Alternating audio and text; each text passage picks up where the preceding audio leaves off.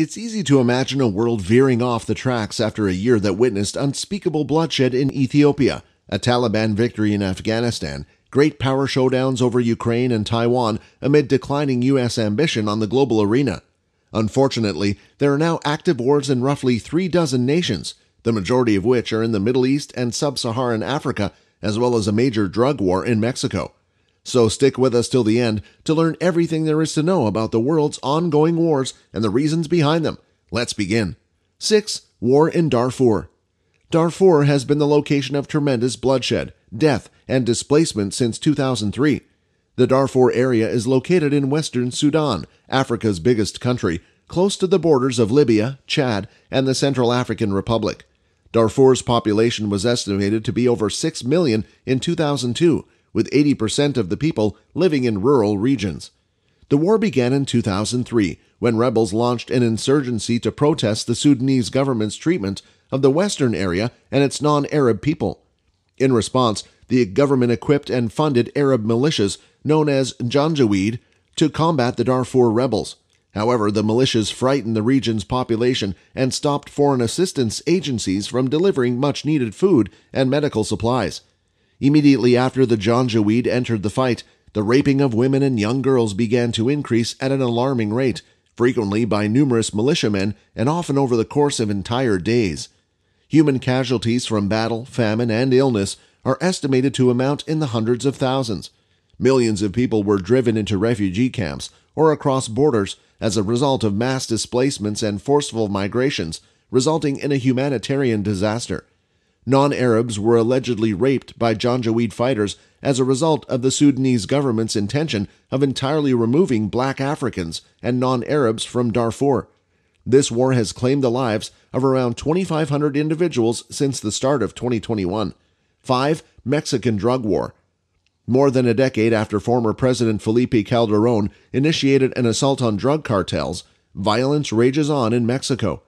Mexican drug cartels are the biggest suppliers of cocaine, heroin, methamphetamine, and other illegal drugs to the U.S.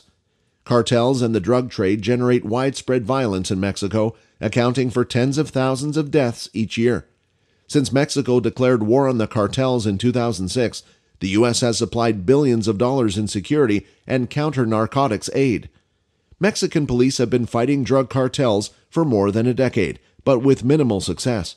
Every year, thousands of Mexicans, including politicians, students, and journalists, are killed in the war. Since 2006, when the government began the war on the cartels, the country has suffered almost 300,000 homicides. The Sinaloa Cartel. Sinaloa is one of Mexico's oldest and most powerful drug trafficking organizations, once commanded by Joaquin El Chapo Guzman. It has a greater worldwide footprint than any of its Mexican rivals, with strongholds in the northwest and along Mexico's Pacific coast. Guzman was extradited to the U.S. in 2017, where he is receiving a life term on various drug-related offenses. Shortly after assuming office, President Calderón launched a war on the drug cartels. During his 6-year administration, he sent tens of thousands of military soldiers to reinforce and, in many cases, replace corrupt local police units. The Mexican military apprehended or murdered 25 of Mexico's top 37 drug kingpins. Since 2006, about 66,000 people have gone missing, largely at the hands of criminal groups like the cartels, while government forces also play a part. In the last year alone, about 3,000 individuals have perished. As we move into the top 4, we'd like you to know that in the current and past year combined, these major wars have resulted in over 10,000 or more direct casualties.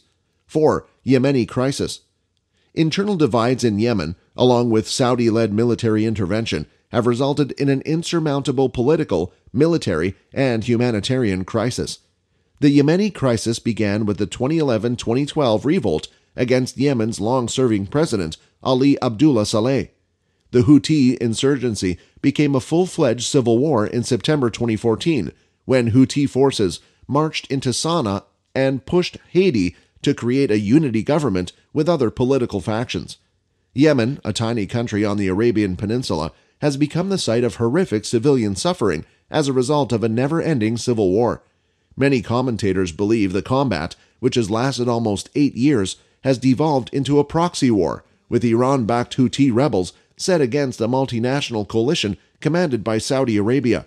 Due to rampant famine, sickness, and attacks on people, the country's humanitarian situation is regarded to be among the worst in the world.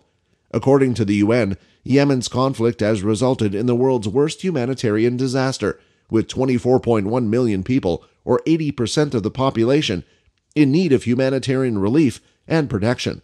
In 2022, it anticipates that 19 million Yemenis would go hungry in the next couple of months, with over 160,000 facing famine-like conditions. So far, 370,000 people have died as a result of the war.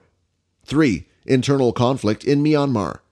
Insurgencies in Myanmar have been occurring since 1948, when the nation, then known as Burma, obtained independence from the United Kingdom. The violence has been predominantly ethnic in nature, with many ethnic armed groups opposing Myanmar's military forces. Despite multiple ceasefires and the establishment of autonomous self-administration zones in 2008, various armed factions continue to want independence and expanded autonomy.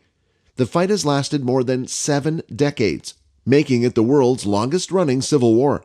A brutal crackdown on Rohingya Muslims by Myanmar's army in August 2017 drove hundreds of thousands to escape over the border into Bangladesh.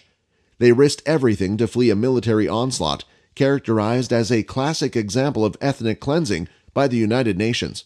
The UN's top court ordered the Buddhist-majority country to take steps to safeguard members of the Rohingya group from genocide in January 2020. More than 250,000 people have died in the war since its inception, with roughly 15,000 dying in the last year.